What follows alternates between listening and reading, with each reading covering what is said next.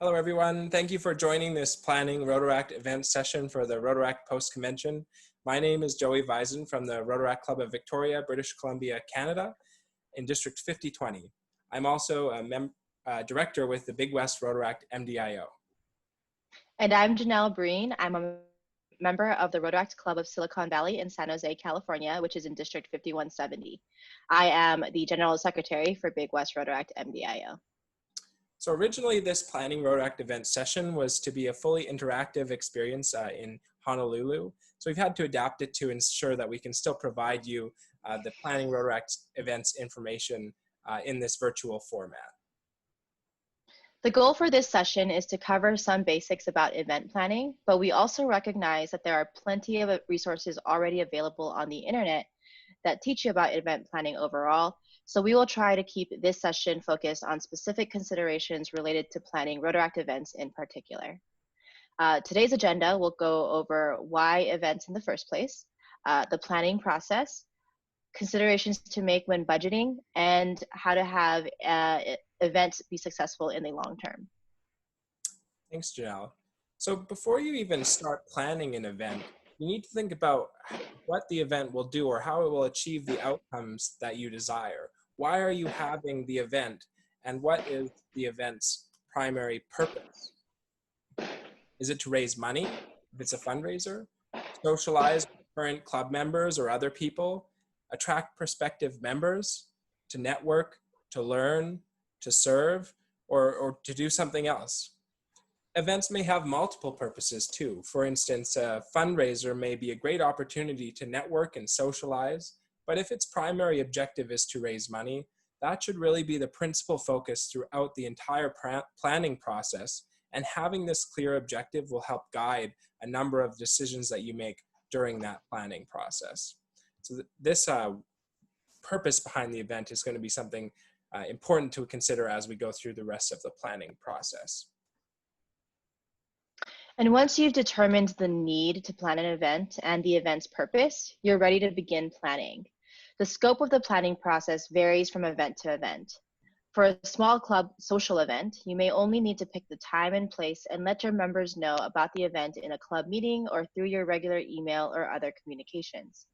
For a larger fundraiser, conference, or other type of event, you may be planning 6 months to 1 year or more in advance, and may need to manage committees, other teams of volunteers, and the many other components that go into successful events.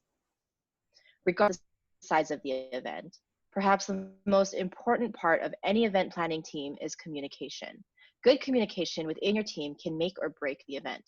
While we don't have time in this session to cover team communication specifically, just remember that communication brings all the details together through your planning process.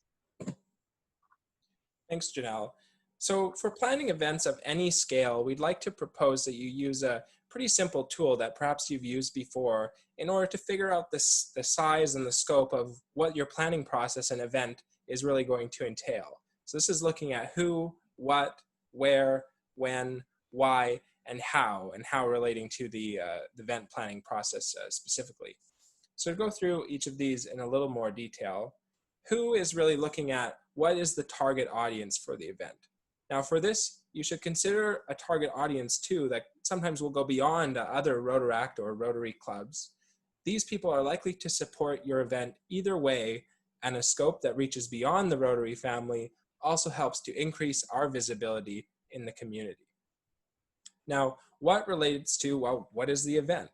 What will attendees do, see, smell, taste, hear, or touch? Is there any unique value proposition to the event?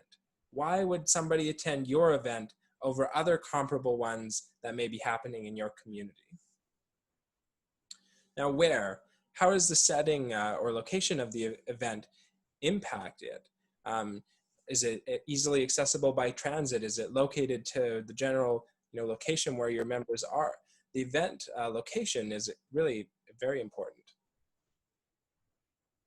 And when? Is the date flexible enough to ensure you give enough planning time? And how might the time of day or day of the week impact possible attendance? And then there's why. What is the primary purpose of the event? And are there any other secondary purposes for having this event? And how does the event align with the club's vision and goals overall? And how? What does the rest of your planning process need to look like? How many volunteers do you need to plan the event? How many volunteers do you need to assist during the event? How can you ensure that volunteers are participating at the right times and that responsibilities are properly delegated? Document who is responsible for what and ensure expectations are clear. And don't waste volunteers' time. A full committee doesn't need to decide the color of the napkins. Thanks, Janelle. So consider this who, what, where, when, why, and how in a couple of examples. So the first example here, we have a simple club social event that is going to be bowling at a local bowling alley. Now, in terms of the why, it's really a social event for your club members. And in terms of its planning process, this is going to be a lot different than a much larger event. The presidents or other people involved in the planning may have a meeting or a regular meeting to discuss other topics and decide to have this event. And all that really needs to be done in order for it to take place is to pick the time and place, maybe send out a sign-up sheet in a meeting or post it on your social media. Now, if you contrast that with a different example, for instance, Janelle and I are both involved with the Big West Rotaract MDIO, and we have an annual conference for Rotaractors in the Western region of North America. Now, this conference for 2021 is scheduled to take place in Los Angeles near the end of October. And like most conferences in general or in Rotary, we meet to learn and network and develop friendships and to connect with the people that are also engaged in Rotaract, in particular in the Western region of North America. Now, unlike the bowling social, the conference is planned by a committee that has subgroups or subcommittees responsible for all sorts of different things like the venue, marketing, advertising, volunteers, speakers, sponsors, logistics, operations, attendees and registration, programs, and there's other things like post-event surveys, communication plans, problems for backup plans, and all sorts of things. The list goes on. Now, this who, what, where, when, why, and how, hopefully you can see that it can be used for small events like the bowling social, but also the Big West Conference in order to figure out, what is that planning process going to look like? And as you dive into, especially that how, you'll figure out how much work or what scope is really going to be involved in planning to have an effective event. Now, carrying on, all events have budget considerations. Even the small socials like the bowling event where perhaps the people that participate just have to pay whatever the posted rate is at the local bowling alley. But other events, like a fundraiser, may have a much larger budget consideration and perhaps goals to raise funds and things like that. So we just have a couple of tips to consider with respect to event budgets, even if it's not a fundraiser. So firstly, we recommend to overestimate rather than underestimate expenses. But with that, you do want to ensure that your estimates are as accurate as possible. Use hard quotes that you received from suppliers rather than average costs that you may find from the internet in order to do that. Also remember to include tips and taxes in your budgeting. Now, also you want to make sure to forecast both revenue and expenses. Consider multiple revenue sources like ticket sales, sponsorships, or sales that might take place at the event. But one thing that I do often see is that budgets will only consider the costs rather than the revenues as well. And if it's a fundraiser, you want to ensure that it's making money, or if it's not a fundraiser, then you want to probably make sure that at least your costs are breaking even. Next, you want to make sure to keep track of donations. This is not only to reconcile with your budget, but also to make sure to follow up with donors and thank them after the event. They'll want to hear how your event went, and it's really important to make sure to thank the donors following the events. Next, make sure to set realistic expectations. Now this falls under a couple of things. First, if you're trying something new, an event that you've never done before, the event might be less profitable the first time, but that profit will grow over time. The other expectations are related to timelines. You may want to set expectations around when tickets should be sold, when certain expenses should be paid, and just try to make those as realistic as possible. And lastly, you want to make sure to plan for details and any unexpected items. These are things like event signage or pens for the silent auction table. Try and make sure that all of the potential costs are covered when you look at an event budget. Now, Janelle, do you want to take us into the long-term event success? Sure.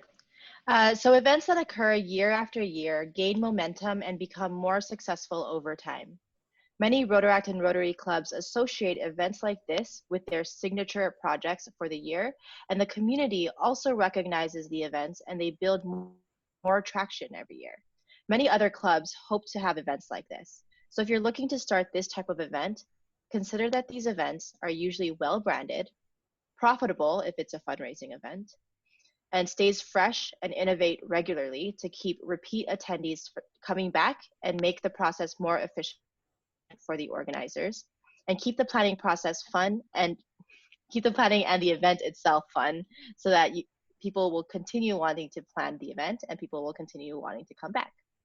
Thanks, Janelle. Yeah, I definitely think these long-term or multi-year successful events are a goal that so many clubs share, and the ones that do them well, those events are so effective.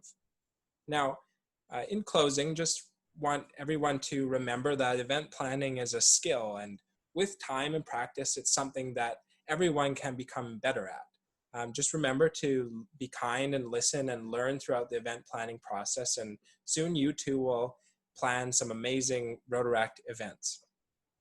Now, in case you want to get in touch with either Janelle or I, our contact information is available here. Feel free to reach out to us at any time. But otherwise, thank you very much for listening to our event session. Thank you.